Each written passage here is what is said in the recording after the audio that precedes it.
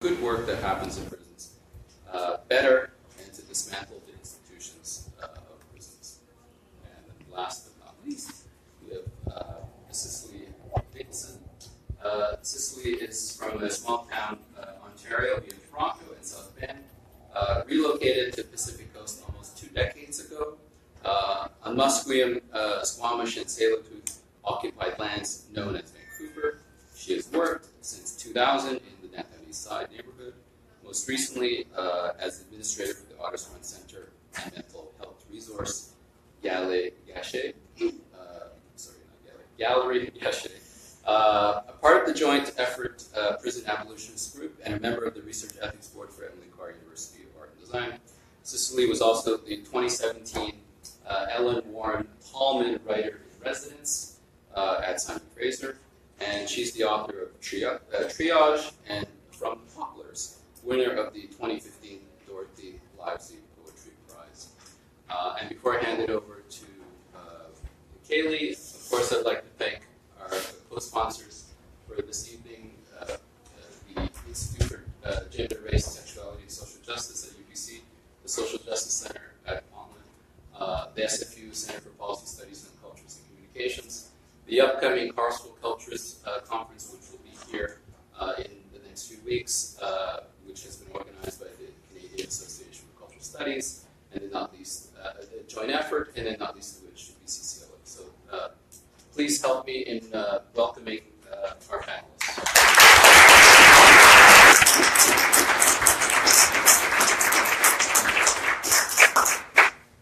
Thank you for that warm introduction, and for all of you for coming out tonight.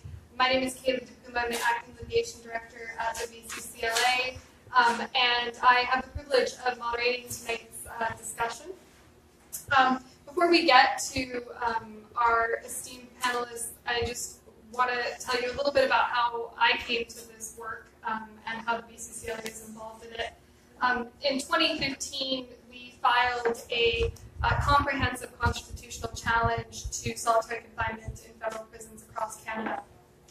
And we made that claim on the basis that administrative segregation, as it's known in the corrections legislation, violates prisoners' rights, charter rights, for a number of reasons, including the fact that it's discriminatory and that it infringes their right to life, liberty, and security of the person. And over 9 weeks this summer, we had a trial before the BC Supreme Court, and I was a member of that trial team. As part of that effort, we presented the court with over a dozen different expert reports from international experts around the world and here in Canada, describing the harms, psychological and physical, associated with solitary confinement. And we also presented the court, I think most critically, with evidence from people who had actually had experienced solitary confinement, who described for the court in vivid detail the experience of spending 23 hours a day in a small prison cell, that described the toll that that took on them and continues to take on them, the toll that it took on their families and their loved ones. And I'm very happy to say that on January 17th of this year, we got a judgment in that case. The court struck down the laws permitting corrections to use administrative segregation on the basis that they infringed charter rights. Most particularly, the court held that life, liberty, and security of the person were infringed for people that were in solitary confinement, that their practice was discriminatory against Indigenous prisoners, discriminatory against people with mental illness and mental health issues.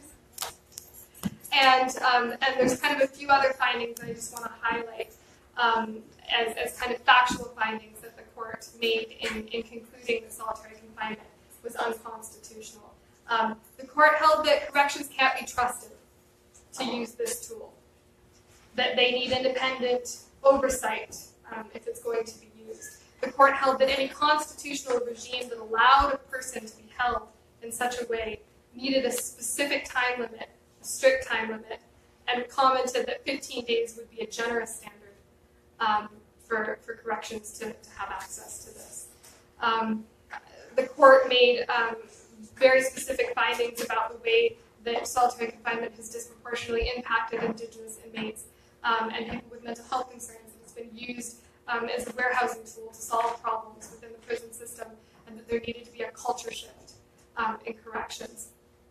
This is just some of the commentary that the court entered into in their 162-page decision, and I'm very proud to have been part of that effort on behalf of the BCCLA.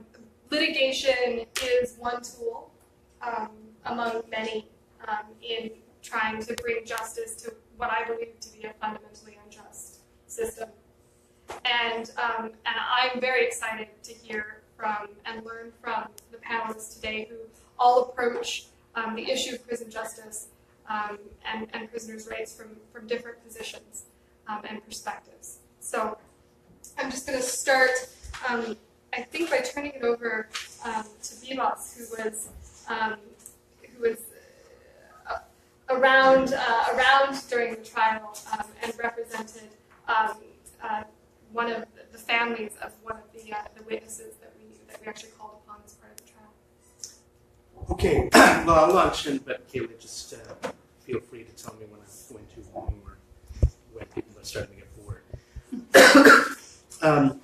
So let me just say one thing. I am a litigator who has come to specialize in law relating to prison and incarceration, and in particular with respect to what's known as habeas corpus, which is a way in which you can petition courts to try and release prisoners from a prison within a prison. So when they've been deprived of their liberty in some way, you go to court and you try and do something about it. And I say that right at the beginning because this is the approach I take about essentially being a litigator that deals with prison issues, which is that I simply assume that prisons don't cooperate.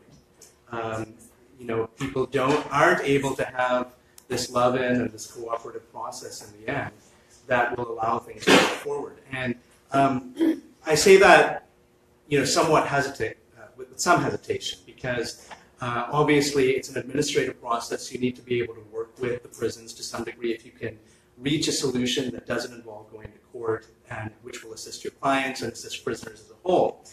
But you can't, as Caily was talking about, the judgment that came from the court, you can't trust prisons in many ways. And that's been my experience in over 10 years of dealing with prisoners when I have clients who are being deprived of their liberty. So right from the beginning, when I start dealing with the prisons, this is a setup as far as I'm concerned. Everything I do when I'm dealing with the prisons is with the approach of thinking that at some point I'm going to have to go to court and I'm going to have to get the courts of this province or other provinces to try and weigh in so that the rule of law can come within prison walls. And we hear that expression a lot about the whole idea starting in a case known as Martineau in 1978, in which then Chief Justice Dixon, or Justice Dixon as he then was, made the pronouncement that the rule of law must run within the walls of prison. And I start off with that because what I say is fundamental to understanding how solitary confinement and prison administration as a whole has to be thought of going forward is you have to be very cognizant of prison culture.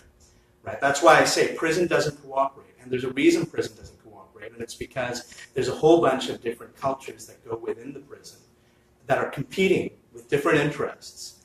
And justice is not the interest. Justice or the well-being necessarily of the prisoners is not the interest. It's all these other various interests that are at play that seem to come together in a confluence, which is sometimes deadly, and effectively ignores what the real interest of the person and the people is at play. And so commenting on this, on the decision, which is a landmark decision, I say it's a tremendous landmark decision to be able to move forward with the cause of, if not abolishing the use of solitary confinement going forward, ensuring that if it's used, and if it's used only sparingly, it's done in a very humane way, and as humane as it can possibly be, one which does not affect great harm upon, or any harm at all, on the people who it's being used against. But I say that how we approach how we're going to deal with solitary confinement in the future represents or is part and parcel of the wider goal to bring the rule of law within prisons. And so, dealing with some aspects of the judgment that came out on January 17th,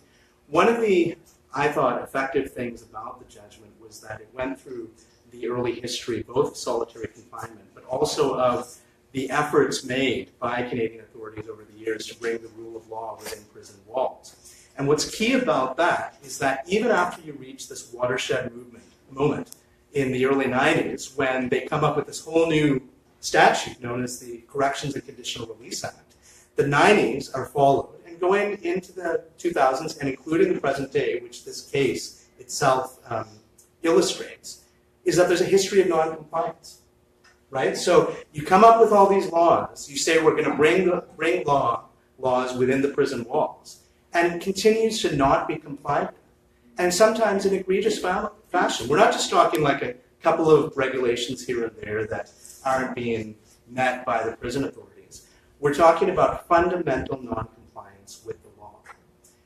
And what's important about that is that what we have to think of going forward in terms of the remedies that the court has provided, striking down sections 31 to 33 of the Corrections and Conditional Release Act, is that no matter what laws are going to be written in the future, no matter how we get oversight of the solitary confinement process or the segregation process, it is only going to be as effective as people are willing to advocate that the laws should be applied and applied humanely and consistently with the Canadian Charter of Rights and Freedoms. So it doesn't matter what we come up with. Canada can come up with a great set of laws in the next 12 months that they're required to. What's going to matter is how much pressure, how much advocacy, how much work is put into making sure that, and I say I have 1 minute left. I didn't know you were the timekeeper. I would have kept looking at you. So what I'm going to do then with that minute, when having made that illustration, I think what I want to say is that, look, an implicit thing that comes from the judgment from January 17th is that it wasn't impossible, even under the current laws, for the government to administer solitary confinement humanely. So what happened is, operationally, they didn't do the things that they were supposed to do. And this, to me, was illustrated best when I was counsel to the family of Christopher Roy in 2016 at an inquest into his death. And I'll just very quickly talk about some of the things we learned about that. Christopher Roy had been returned for breaching his parole to the federal correctional system.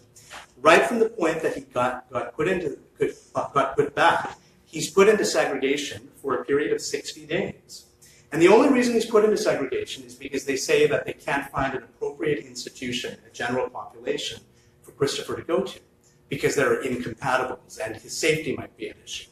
Now you'd think that if what people are going to do is put you in solitary confinement to deal with that you'd be put at the top of the list, and they'd get you out of solitary confinement and find a placement for you within 24 hours, within 48 hours, within at least a week.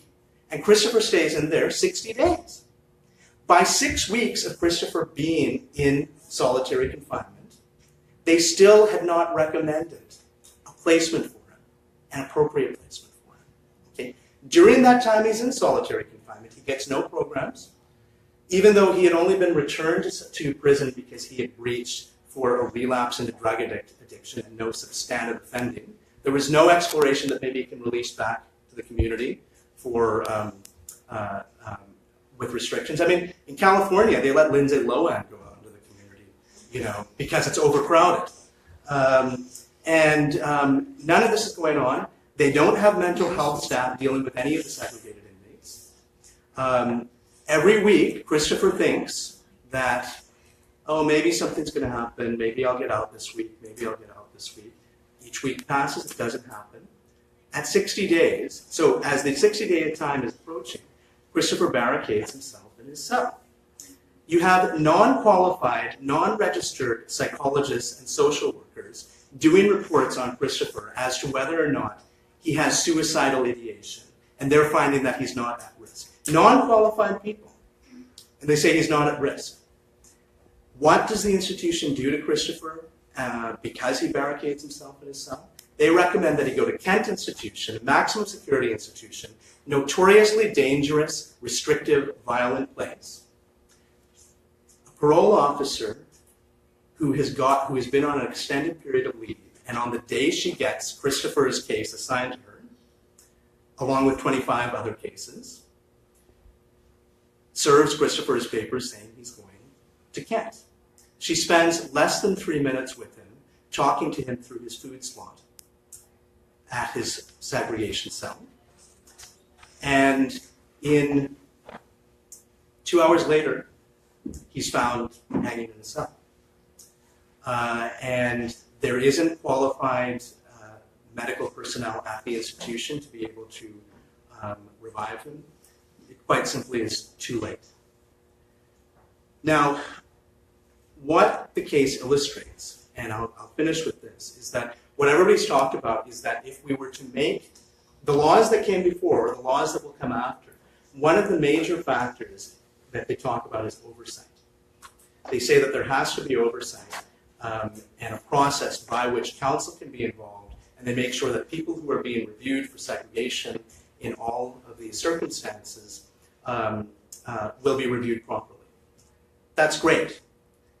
In my view, all of the stuff that happened in terms of Christopher, the administration of Christopher Roy's segregation, were salvageable. It's not necessarily that the laws were made it impossible for people to do this in a humane fashion. They just didn't. And so what that means is that going forward, when we get these new set of laws, whatever they are, it's going to be important that they be administered properly and humanely, and that counsel and advocates continue to press that this be done well. And I'll just finish with this by saying that I wonder if Christopher Roy had known that he could hire a lawyer while he was in this segregation situation, if he had known he could hire a lawyer to petition the court on habeas corpus to have him released from segregation, whether things had been different, would that have made a difference, considering that every week Christopher Roy thought that he would be released from segregation that week? Would he have hired a lawyer? I say if he had hired a lawyer and somebody had been able to go to court and petition the court on habeas corpus, he might still be alive today. So we have to use the law, not just expect that the law is specifically going to have the effect we want it to. And I'll finish there.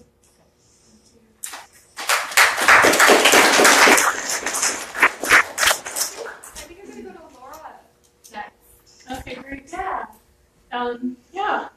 Hi, everyone. My name is Laura McElhenney, and I'm very grateful to be here and talking about this issue.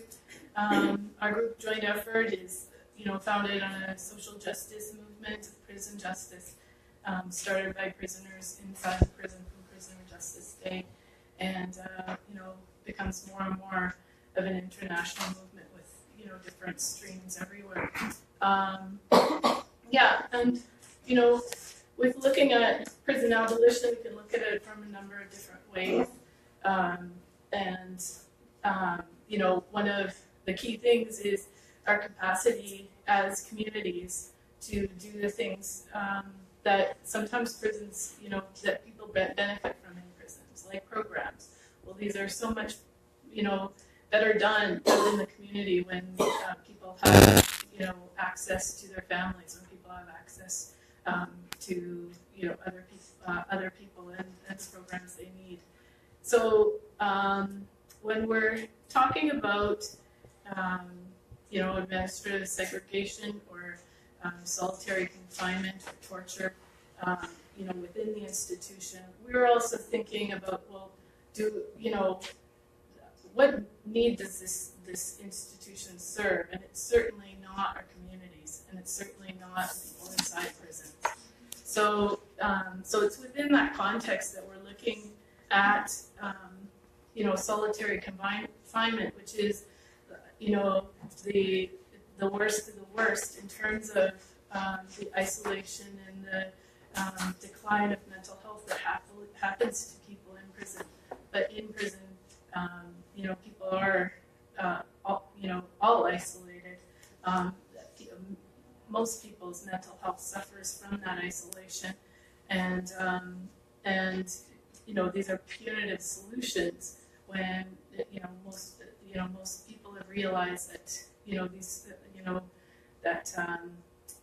what people are in for, there's often root causes, and people need healing and treatment as opposed to punishment. So yeah, and I'm really glad you talked about the review process, and whenever there is an internal review process, the prison system says no, everything's okay. We're doing things the way we should be doing, and so there really has to be a person who's going to be making the changes to law and his department. He's talked about soft time limits and internal review process, and in terms of this decision and in response to this decision, so it's evident that even the people who are going to be overseeing the new lawmaking aren't really on board with the key things that have happened in the decision. So then, I think it makes these forums and communicating about this, bringing people into conversation, gone through solitary. We were very in joint effort. Our group's been around for 40 years, and we've been really privileged to know Bobby Lee Worm and Amanda Lapine, who testified, and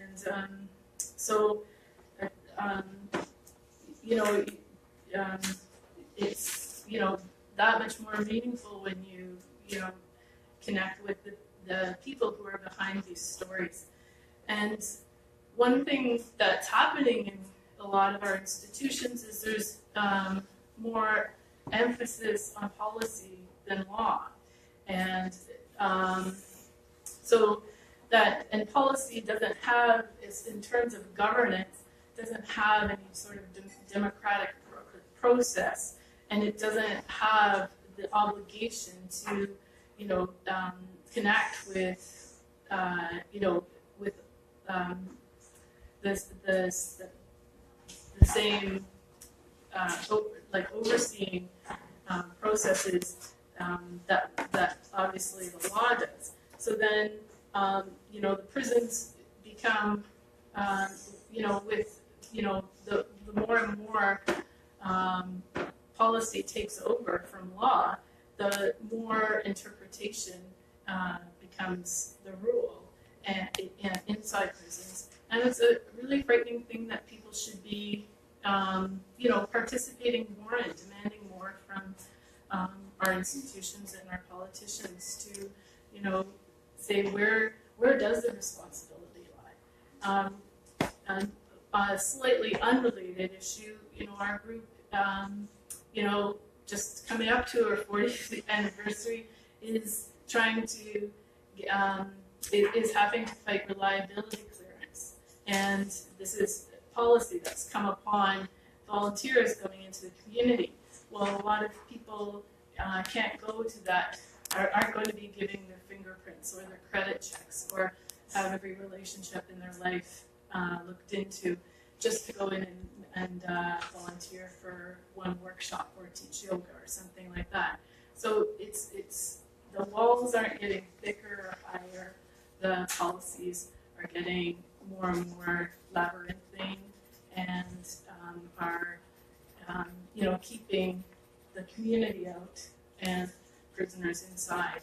So I think with that I'll pass it over to someone else, and I look forward to people's comments and ideas. Great. Let's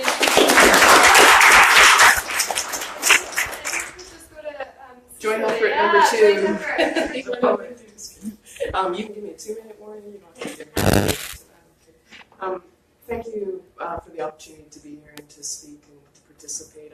I'm by no means an expert at all on what we're talking about today. I'm a volunteer with Joint Effort the last 6-7 years. I think just, my relationship through the downtown east side as well as a community impacted extraordinarily by incarceration, and the cultures and the ways in which fugitivity is an everyday practice.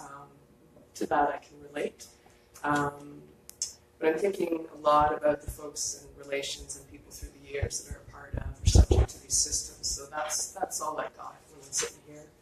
And I want to take a moment to highlight or contribute a bit of analysis that I think is already in the room. I've already heard it expressed, but I think it bears a particular focus, and that's just the gendered and racialized discrimination that facilitates incarceration and impacts that experience once people are inside.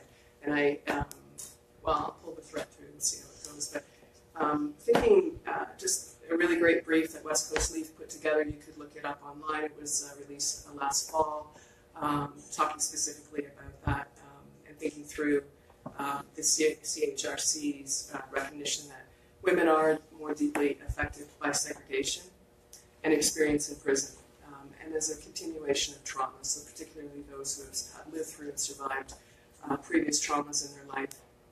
That the number of incarcerated women has increased substantially in recent years, and that more than half of women who are inmates are impacted by mental health issues, mental illness, and have more attenuating mental health needs.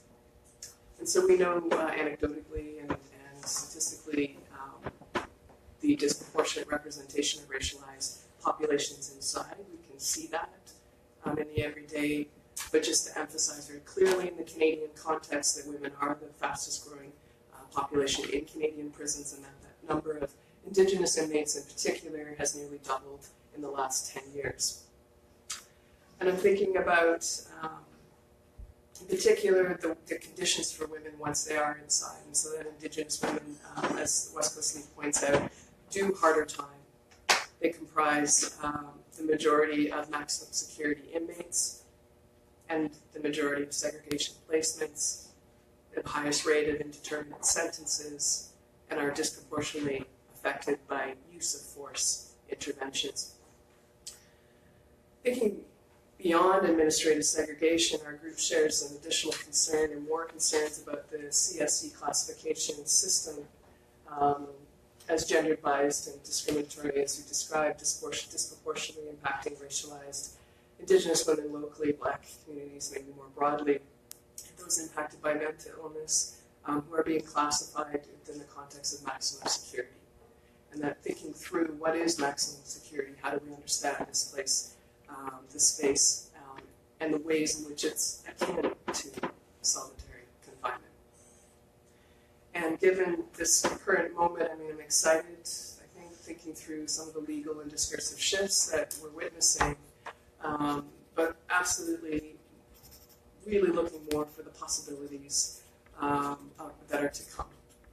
Possibilities around public education, further mobilizing, not just on the overuse, quote unquote, of torture, but the inherent cruelty in the prison system as a whole. We are working from an abolitionist position here.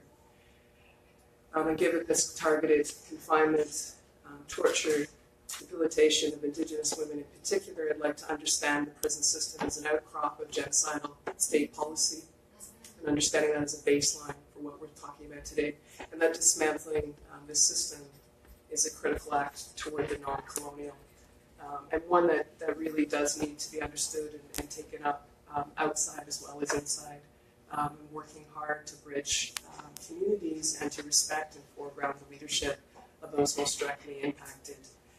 Thinking recently of the Minister of Justice comments, there's a push to indigenize, lots of things, I guess, but in particular the prison system as being one of the responses, changing the conditions inside.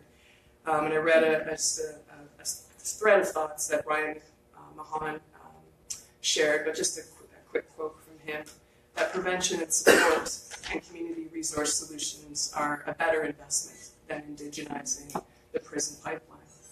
And so maybe I can just trail off with that thought, and then also just briefly, just hearing the panel today, like just thinking about what this idea of a charter means. What does it mean to actually enact a charter challenging from any position in our lives, however privileged or not?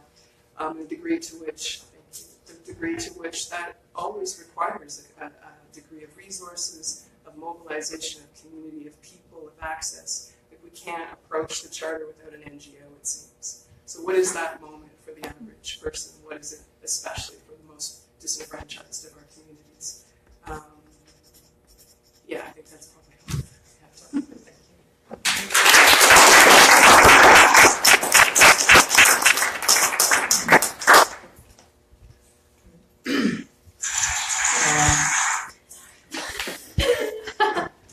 I'd like to say thank you for having me here. I was asked to come here last week. Did you assume that nobody was going to clap for us?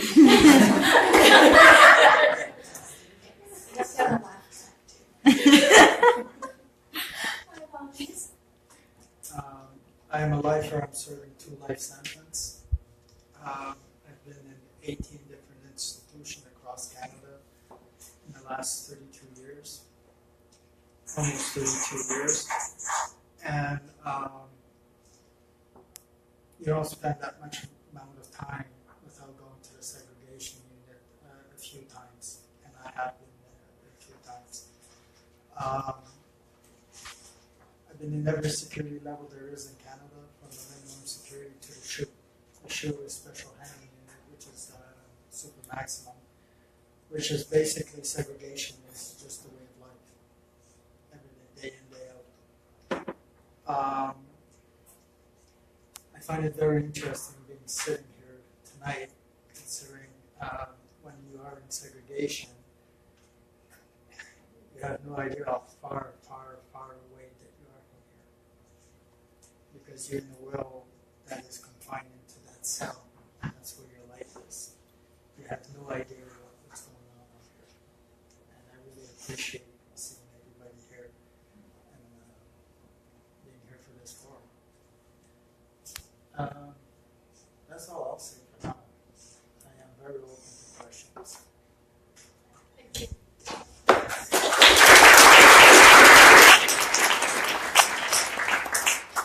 Jennifer, thank you. So yeah, first I just want to say how extremely happy we are with the decision, and congratulations to everybody who's been involved in it with such a major undertaking and such an amazing result. Our organization helps federal and provincial prisoners in British Columbia, and every year we take hundreds of calls from prisoners who've been in segregation, and for years we were trying to find lawyers who could do a challenge, but it just took such a huge amount of resources, which were definitely beyond our organization's capabilities. We can't do civil. We're just helping prisoners with legal issues to do with their liberty and at the institutional level, and we occasionally get a little bit of funding to do human rights and healthcare issues. So we're so excited about the possibilities moving forward, and even from the moment I think it was filed, you really whipped CSE into shape. Before the filing, we were getting calls and helping clients who had major mental disabilities who were being transferred back and forth from the regional treatment center, where if they misbehaved, including self-harming, they'd be pepper sprayed and dragged forcefully out of their cells and sent back to Kent Seg, where they would just deteriorate further. And again, if they self-harmed, they would get pepper sprayed and sent back to RTC. So this whole process was just so traumatic. And we had reports of guards in Kent Seg slipping razor blades under people's cell doors who they knew were at risk of self-harming. And these kind of reports, it's hard. There's no way to corroborate them. But when we had them happening so many times from different people who didn't have communication conversation with each other, we believe them. So things have really dramatically improved, and the rates of the use of solitary confinement have been dramatically reduced.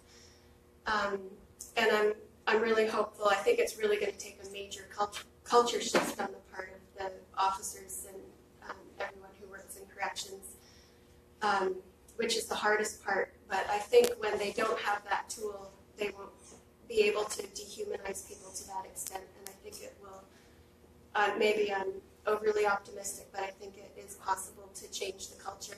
I was at Surrey pretrial today, different arena, the provincial system, where there's absolutely no oversight and they don't gather statistics on their use of solitary confinement.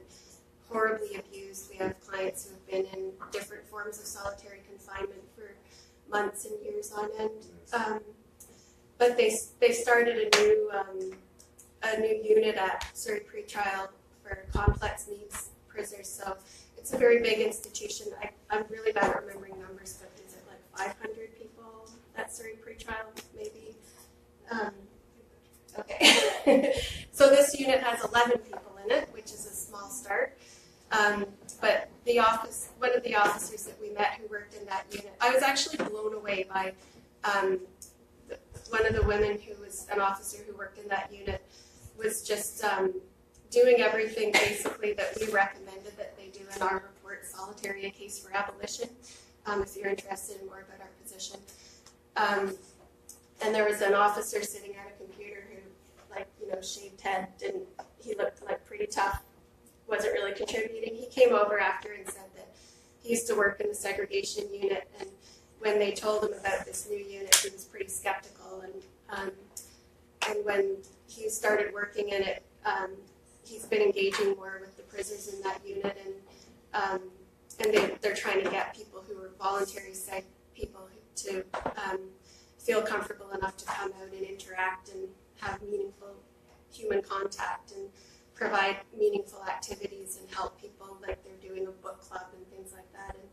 And he said that his attitude just completely changed from when he worked in SEG and didn't talk to people and didn't treat them like humans and was just doing his job. So, may I ask how it's even allowed in Canada? Because under the International Human Rights Code, it's defined as torture. Exactly, and that's what's so great about this decision is that it acknowledges that it is solitary confinement and it is torture or cruel treatment for people with mental disabilities or for more than 15 days. The judgment was also critical of the CST's changed its policies during the course of the litigation. So they have a policy, Commissioner's Directive 709, that defines mental illness, which was in the news saying, great, Canada's not going to put people with mental illness in solitary confinement anymore, which is not at all true according to that policy. It defines it very narrowly to be serious mental illness with significant impairment, major depressive and bipolar disorders resulting in significant impairment in functioning, and then restricting it against people who are actively engaging in self-harm and that is likely to result in serious bodily harm or at an elevated or imminent risk of suicide. So, and then the part that the media didn't report on is that, so what happens to those people? There's another CD that says that they get put in observation cells, and our clients will tell you the only thing worse than death is being in an observation cell because they take away everything. You have a suicide smock and a thin mattress and a blanket you can't tear, and that's all you have. So it's solitary confinement with nothing, no TV, nothing to keep you occupied. They're trying to prevent people from being able to commit suicide who are at the end of their ropes, and I think that's a really horrible form of torture.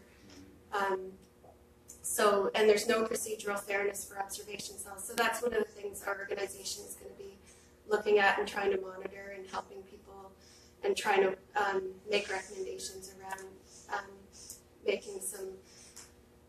making sure that people who are in those circumstances have daily meaningful human contact and meaningful activities. interventions and psychological mental health supports. So, what else do I have? The other issue that we're a little nervous about is just generally more restrictions, because the guard unions are reporting assaults, and I'm not sure, how to, what's really happening, but they're really concerned about them taking away this tool. And so we're seeing like at Kent, there's a movement they have a modified movement routine where everyone in the institution is only out of their cells for 3 hours on working days and 6 hours a day on weekends. So we're concerned and want to monitor the overall restrictions on everyone's liberty. So that's pretty close to the UN definitions of solitary confinement, but it applies to everyone, unless you're in programs, but then the GPs are protesting it in solidarity, so everybody's affected. Thank you.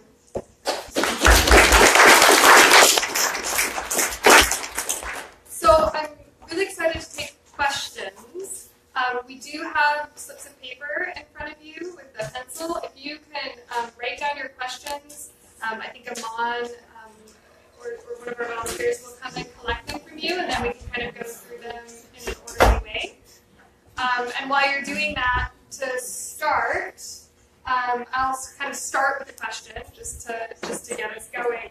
A bunch of you mentioned, a few of you mentioned the importance of a culture shift in corrections if this change in the law is going to be made real. That's going to be necessary. And the trial judge in our case said basically the same thing, that there needs to be that culture shift. I'd just like to get your thoughts on whether you think that's possible, I guess is a question. And then also, if you do, how you think it will happen, and what kind of committed people in this room can do to encourage that kind of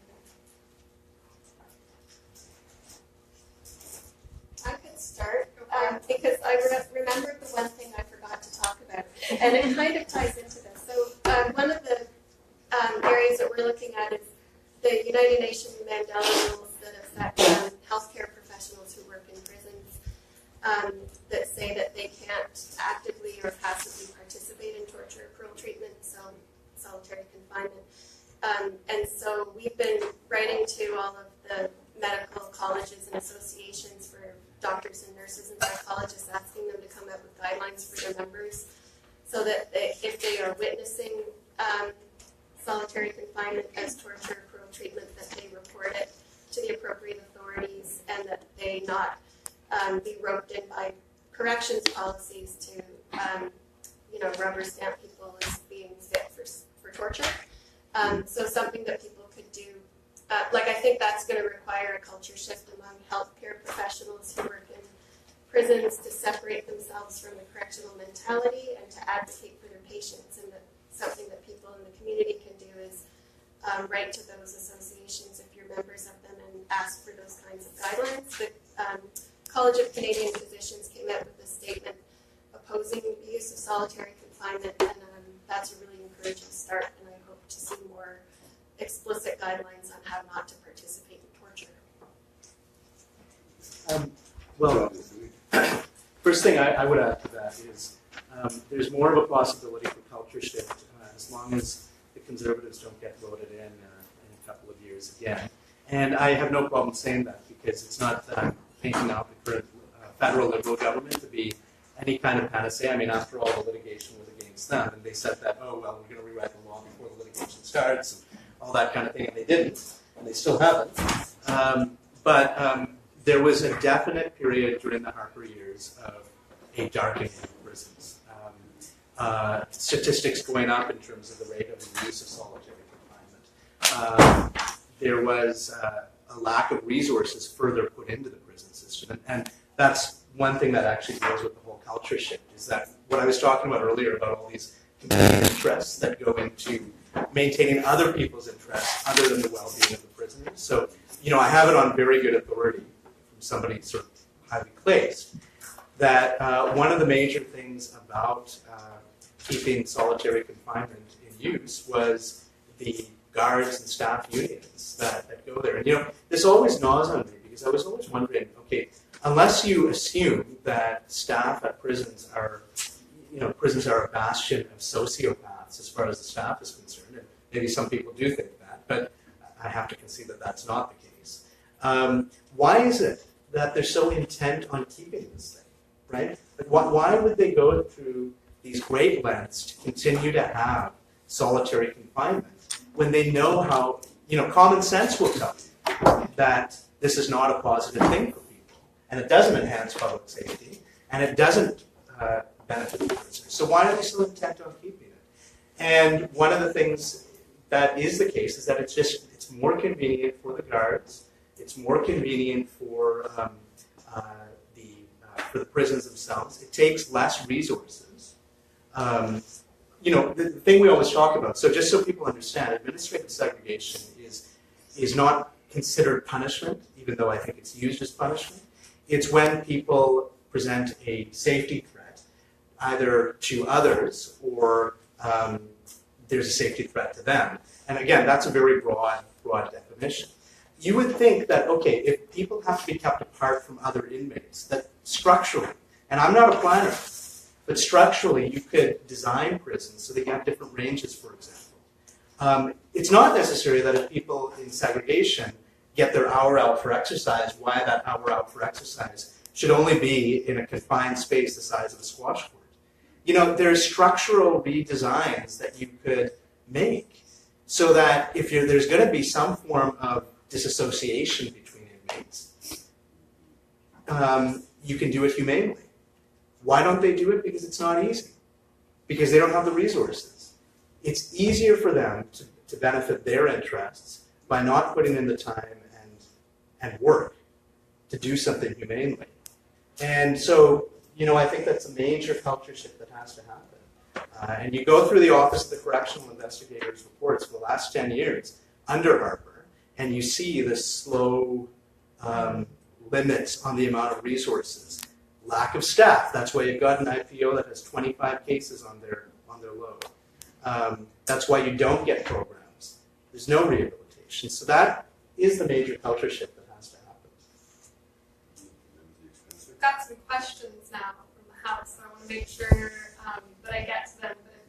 But if Cicely or Laura have each want to weigh in on that question? Well, with any culture shift, there has to be, you have to be forced to. I'm sorry. But, you don't, culture shifts don't happen. I guess cultures shift all the time. But this one, you have to be forced to. And, where's the will for that to happen? And I think it is from the communities and from people, going into prisons and, maybe opening them up from the inside and witnessing what happens there, connecting to letters. I think that's a really important part of it. Got a question for Eves. Will it be easy or hard for prisons to get rid of solitary, and why? Well, I think it'd be a difficult thing to do because, as you say, it is a tool. Okay. If you look at the SHU, for instance, the first 4 months that you're in the SHU, you are locked up 23 hours and a half a day. And that's just the way it is, and that's the evaluation. Segregation, I really don't know how they could get rid of it completely. I really can't because I've been placed in administration segregation a few times. And your client, about waiting every week in the hope of getting out, I lived that. I remember that. And it's a small hope, and week by week, that's how it is. I hate to say this, and it's probably not what you guys would want to hear, but I do believe at one time that I needed to be in segregation because my violence was really out of control. And I know it's probably not what you want to hear, but however, it did bring me to some realization about how my violence affected other people and encouraged me. I mean, these are things that comes within. You can't force it on people to change. And I had to be isolated to be able to do that because I was too much involved in the prison culture, in the underground of politics and the economy and etc. What's the difference between getting sentenced, because you do have whole time segregation when you have an offense, when you do somebody get caught with a brew or something, and they get sentenced 30 days in the hole. So what's the difference between 30 days in the hole and being stuck in segregation for 30 days? It's the same thing. So how do you define both of them? Yeah, and I know what the law says about it. So there's two forms of segregation in the Corrections Act. There's administrative segregation, there's disciplinary segregation. Disciplinary segregation, you get sentenced to for doing something wrong in prison. Administrative segregation, you get placed in for being a risk to security of the institution or anyone in the institution. Well, one of the big differences, Yeah. I just thought about it, is one, your sentence, you get a number. You know you're getting out. Administration, you never know. And I've been in both, yeah. and I know that when you're in administration segregation, you go in and you know what, you never know. And that's what every inmate said to me when I talked to them about the difference between the two and how the not knowing when you're going to get out It's awful. is awful, and that it increased the harm and the experience of the segregation itself by not knowing when and how and what kinds of things you needed to do to appease a CSE officer or anybody else in order to get released. And I think that's absolutely. I've seen it change over the years also how when I first started to do time back in the 80s, when you were in segregation or in the hole, you had nothing. You had nothing in your cell but your bedding and your clothes. Over the years, I've seen TV appears and personal effects. And there's more chance to get that now because of, lawsuits and things like that, just because of trying to make it less harmful, if you want. And that's one big change that I've seen. I could just say, Eve's raises a really important point about sort of the individuality sometimes of this. I had a client once who loved being inside because he was a gamer, and he said he went in, he had his TV and he had his video games, and he said he was all set. It was like being at home. It was like being on the couch at home. And it's an interesting thing. Eves talks about the importance of what segregation in. I don't know if you would characterize it as it benefited you when you went within. Would you say that, or? Well, I have to say that, yes, it did. For a small amount of time, I was in segregation back then for about over a year. And, it just happened one night that I had this epiphany about how my crimes were affecting other people. So that's, I don't think I would have had that if I would have been out in the population at the time. Because I was in this situation, I think this was probably the hardest point of my sentence. Because I was in a situation where I was in the shoe, I had nothing in my cell, absolutely nothing but my clothes, what I had on me, and my bedding, and I just picked up another life sentence. And I was in a really harsh situation, which really got me to reflect on my life. And if this is this, and I was already doing a life 25 sentence, I got another 15-year, life 15 for a murder that I committed within the institution. So, I just felt I kept on digging my hole deeper and deeper and deeper and deeper and deeper. And then I started to think about, that's when I had the realization was that there's more to this story, but Jennifer, you had something you wanted to add. Yeah, I think it's really important to acknowledge the really high rates of trauma that men as well as women have experienced who end up in prisons. And like our organization isn't calling for the total abolition of segregation, but for the abolition of solitary confinement. So I appreciate that there might be times that people need to be separated for safety reasons, or there are some prisoners who are in segregation voluntarily, but it shouldn't be something, like you shouldn't be isolated and deprived of meaningful human contact and mental health supports. Like if you felt like you needed it because of your violence was out of control, then they should have approached you and like through a trauma-informed lens and helped you to come to that realization before a year of torture. Isn't that language though, when you talk about trauma-informed lens, and, aren't we coming up with language and ideas that are, I guess my point, what I thought was very powerful about what you said is that one thing we sometimes forget is that all prisoners are still individuals. And we might have our own ideas about what's good for everybody, but it remains an individual exercise. do you know what's worse than segregation? though? I mean, we never bring this one up. Do you know what's worse than segregation? A transfer out of province. Yeah. Waking up in a different time zone. I've experienced this, and I was married at the time. And that's a remedy that's been suggested by CIC to get people out of segregation. That is the worst that you could ever go through, is from one segregation to another one in another province. We've had a lot of clients that do the cross-country tour of segregation units. Yeah. But like when they were trying to reduce the numbers of people in seg, then they were trying to kick out people who were voluntarily and just depriving them of everything to make life as miserable as possible to get their stats down. I was never in segregation voluntarily. I was always placed in segregation.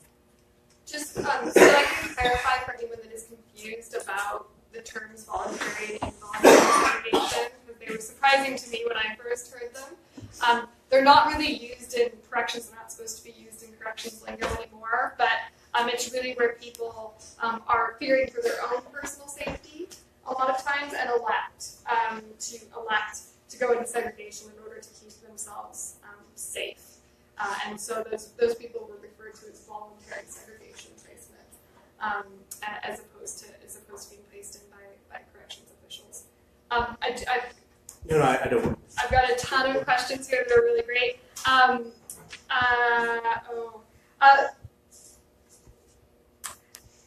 This one's one that I'll have to weigh in on, but I think I want to hear what everybody else has to say too. When litigating for oversight, do you miss the mark on abolishing prisons overall?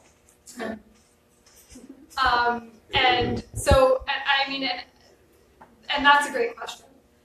So I see litigation as one tool among many, and I understand the limits of what we can accomplish in court, and the limits actually of our own constitution and how far a judge will go. So when I prove before a court that someone's rights have been infringed, that is not the end of the story in Canada. What happens under Section 1 of our charter is that the government gets an opportunity to justify that infringement. They get to offer explanations. And then the court gets to weigh whether those explanations are good enough.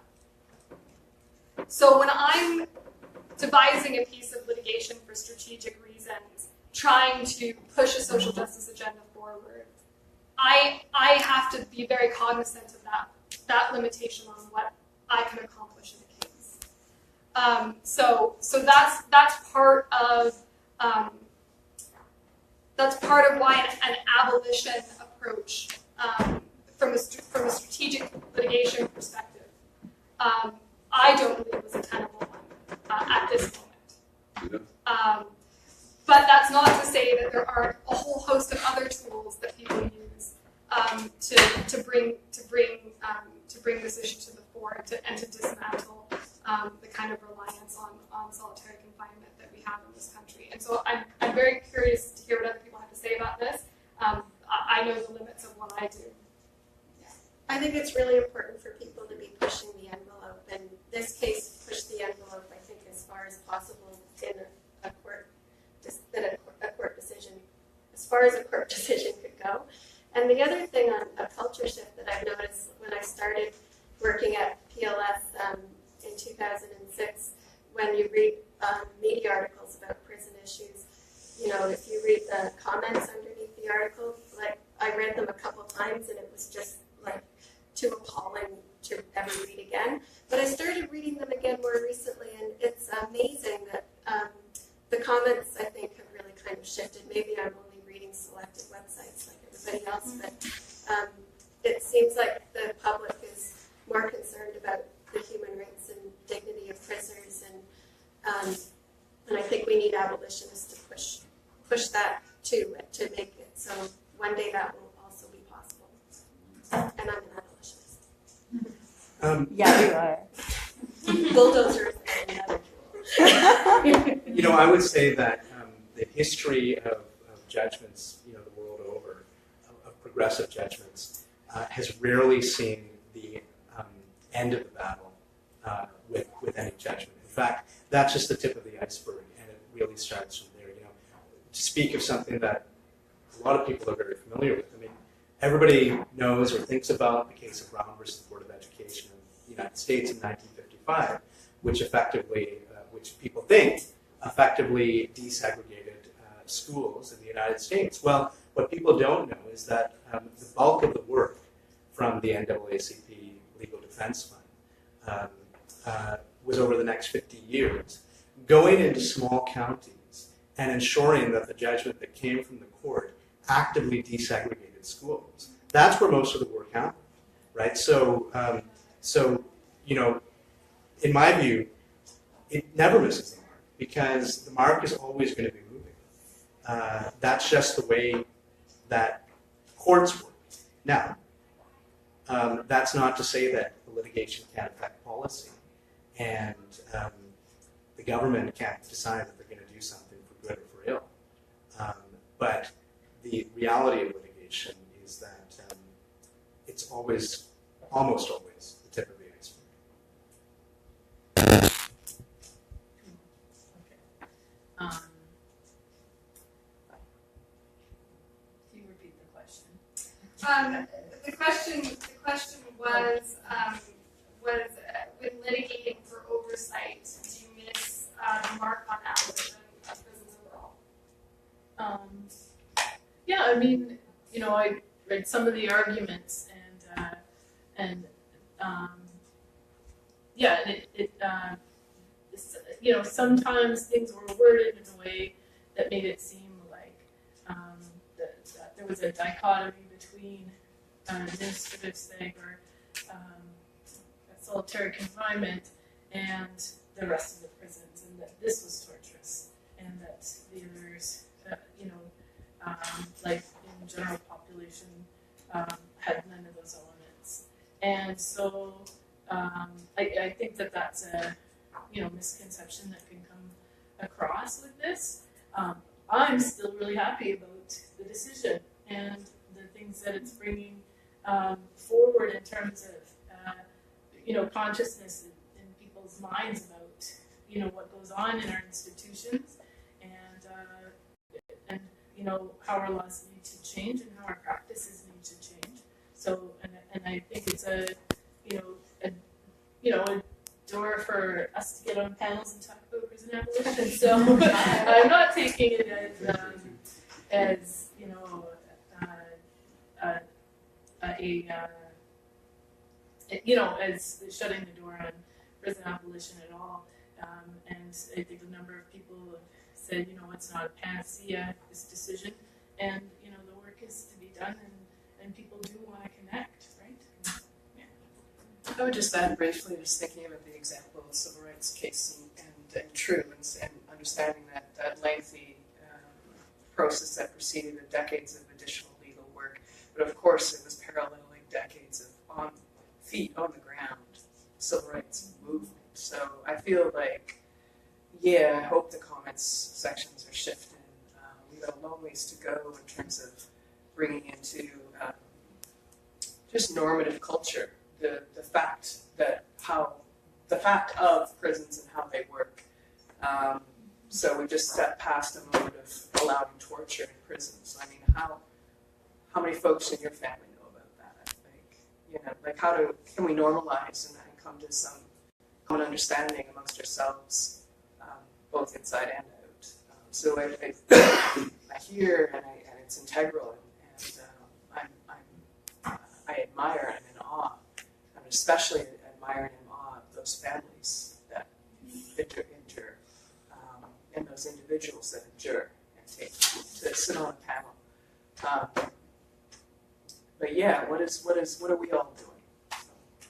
Shut down the prisons. They've done it in Europe and all. It works. I just add something. No, because you know what? One thing, we're all here talking about solitary, and one of the things that I've found somewhat problematic is how solitary seems to be the flavor of the day. Everybody wants to talk about solitary. And what's, I guess, somewhat annoying to me is that there's so many other things in the prisons that the public, quite frankly, doesn't care that much about. And we need to expand, people need to start thinking about everything. It's not just the sexy topics. It's not just, the stark topics. It's a lot of other stuff. I have another question for Eve specifically. Coming out of solitary confinement, how do you find socializing with other inmates? Is it more difficult, or are you glad to see someone? How did you feel coming out?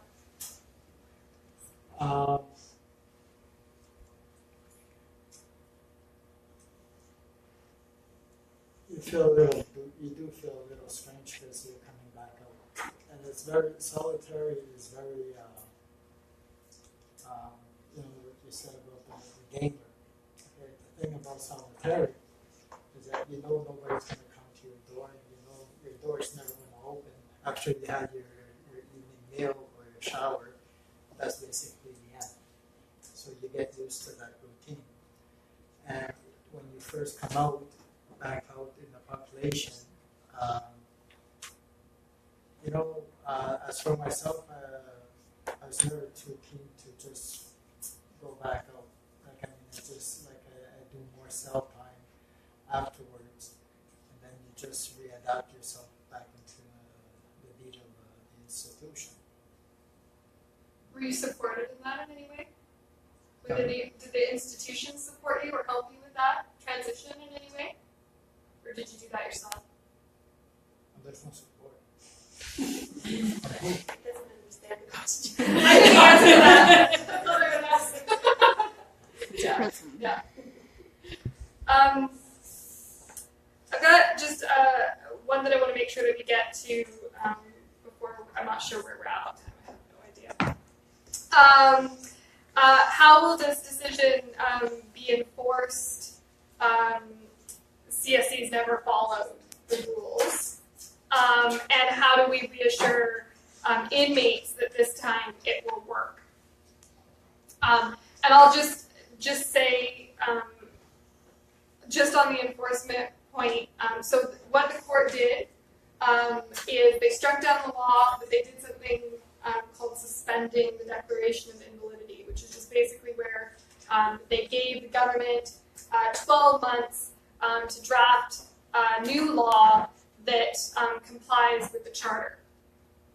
And so the government had tabled legislation in Parliament 2 weeks before our trial. Government sought an adjournment on the basis that this legislation was all problems, no big deal. We avoided that adjournment, but really, it's open to the government to kind of take the steps that they want to take in relation to this, complying with our decision. So how they're going to do that isn't clear. When they're going to do that isn't clear. That means we still have a ton of work to do to encourage the government to do the right thing, to follow the law as the BC Supreme Court has now described it, and we will do all of that work. But I want to be clear that the reality of the situation for inmates now, today, is unchanged because the court did suspend that declaration of invalidity. So I don't want anyone to get the impression that the reality for inmates in prison today is suddenly different than it was before our decision was released. That's just not, unfortunately, not the way that our Constitution works and the courts work. I'm open to anybody else's comments, in particular on how to reassure inmates that this might result in a real change for them. The first question I would have if I was in segregation right now, and I would hear something like this happen, I said, so when am I getting home? Right. Right. That'd be my question. When am I getting home? And that's a fair question. That's a fair question. And I think the government has the answer to that. No, it doesn't. It should have the answer to that. And I guess the next step will be the government redrafting Bill C-56, which was the one they tried to use to dismiss the case. But and then hopefully organizations will be able to present to the committees on the new legislation, and we can make our recommendations of how to strengthen whatever they come up with. But I think we're waiting to see what the government drafts in the meantime. Yeah, I don't know what to say about the second half. Provincially, we're we see way more people in long-term solitary confinement, so we'll be using this case to support some maybe human rights complaints and advocacy for provincial clients. In terms of when am I getting out, as soon as you get that lawyer to file the habeas corpus petition, the law says you can get before the court within 6 days, and you should hold it to the law. You could do it 2 years ago, and you can do it now. Use the law that you have. It's very difficult. I know. I know, but there's prisoners' legal services. You call them. They can get somebody to go to court. I know. I'm not so naive to think that. I understand. What I want to say is that there are resources, and what we have to use. It's not impossible, but we've got to be persistent. Does PLS cover, or does LSS cover every habeas corpus application that people make? Okay. Well, I wouldn't. I think I'm the one who does the pitches. So do I. I do pitches too, because it goes straight to LSS. I mean, habeas it can be a complex thing to put together. I'll say that, at least in my view as a lawyer. But one thing about our decision that I think that could result in at least some degree of real change for people, and hopefully quickly, is that the judge found that inmates have a right to counsel in segregation hearings. So you don't have to go file your habeas, you don't have to go to the BC Supreme Court. If you say that you were put in segregation for an arbitrary reason or an improper reason or a reason that is not justified, at least you can have a lawyer in the room with you at your segregation hearing saying those things. Because the hearings themselves, what we've heard from inmates and the evidence that we have before the court was that they were virtually meaningless, and that they were really about sort of, conditions and confinement. Do you have your TV? Do you have any complaints about the food? Not about when am I going to be released, and was my placement originally justified in any way? So I hope that will result in something. As long as we have legally advised. No, but I just have to pipe in here because, again, the hearings in the institutions happen on their schedule, right? If you are able to file, like if you say that you're unlawfully in segregation, habeas is supposed to issue anytime you're unlawfully deprived of your liberty. And you can file now if you have to. I'm not so naive to think it's that easy to just get a lawyer. I'm just saying that when you can take control of the process, don't let them control the process. You take control when it's possible, right? And LSS they'll listen. There's people at LSS who will listen. Not all the time, but they will. So in Vancouver lockup, you're put into segregation right away without any cause, without even being charged. It's not legal, but it happens. Yeah, it does happen.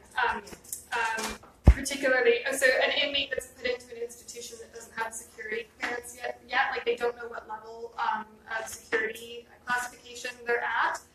Typically, those inmates are put in segregation while that's being sorted out, on the idea that they present a security risk by their existence in the institution if they're at the improper security clearance.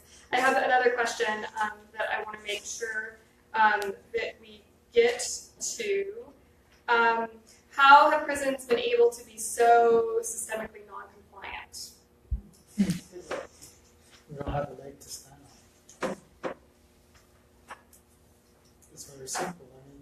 I mean, most of the time when we are in segregation, you say, well, they're unlawfully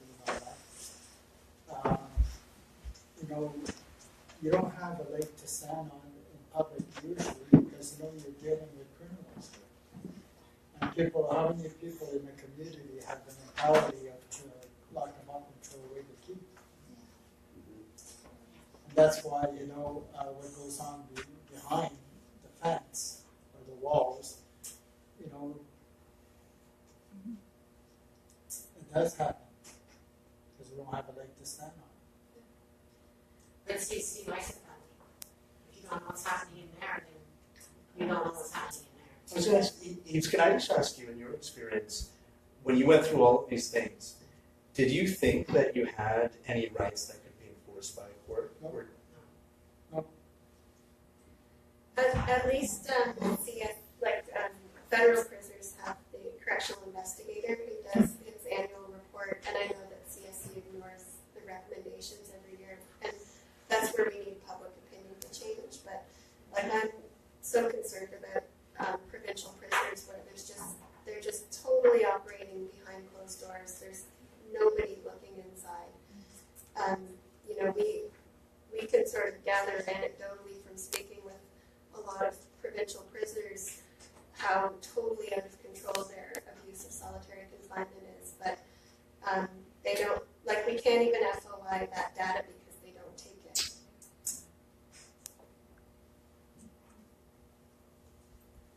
And I think one thing goes back to the other question about reassurances, and the title of the ministry is public safety and emergency preparedness, and I think Canadians in particular want to be reassured, even in states of crisis like the states of our prisons, and so I think when we're not reassured, when we're looking at what's really going on, yes, it's uncomfortable and horrific and heartbreaking, but it's a real place to start from. Can I ask you a question? Sure. I've been in the Vancouver lockup and I refused to sign a declaration that took away some of my rights, so I actually stayed for 3 days. During that length of time, I was segregated. I was not fed a proper diet. I got a juice box and a nut bar. And that's all I got to eat for 3 days. I got so sick, my stomach was upset. And eventually, I signed under duress what they wanted me to sign. They would not accept the fact that I was signing it under duress. The judge would not accept it. I was under duress, clearly. So I was deciding, I had to sign something against my will, against my belief system. Is that justice? You can call Prisoners Legal Services from city cells. We don't get very many calls. No. I was tortured too. I consider that torture. That's denying my basic human rights. If you call us, we can call people and try to help you out. But yeah. Well, can I do something about it? Do you think that they'll pay me damages? We got to stay out of the system. I had to finish. I hadn't done anything. I was charged with something I hadn't done. The damages are so low. It's really hard. But you could sue them in small claims on your own. I want to do as little to do with the legal system. Thank you. Thank you all so much for coming tonight, and for our panelists, thank you so much.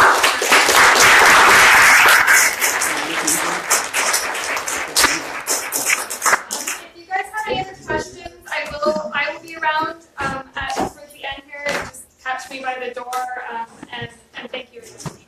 Yeah, but before we leave, Oh, yes. I just wanted to call your attention to an upcoming a documentary film festival that Confinement is putting on called K-Docs, and Caily will be one of our keynote speakers for a film on solidarity. Yeah, so that's next Friday. Yeah. Next Friday at 11:45. I remember the time. Next Friday, 11:45. Yes, I will be there, and the movie will happen. A.M. Not P.M. Don't show up at midnight. And if you go to the website, you just have to Google K-Docs. You'll see the film there. So yeah, thank you so much for coming out. And not least which, there will be the Carcel Cultures Conference, March 1st to 4th. So there's many people here who have been working on that. Myself, Professor Zoe Druick from the Department of Communications, and others. Check our website, Carcel Cultures Conference. Google that, and please come to that. Thank you.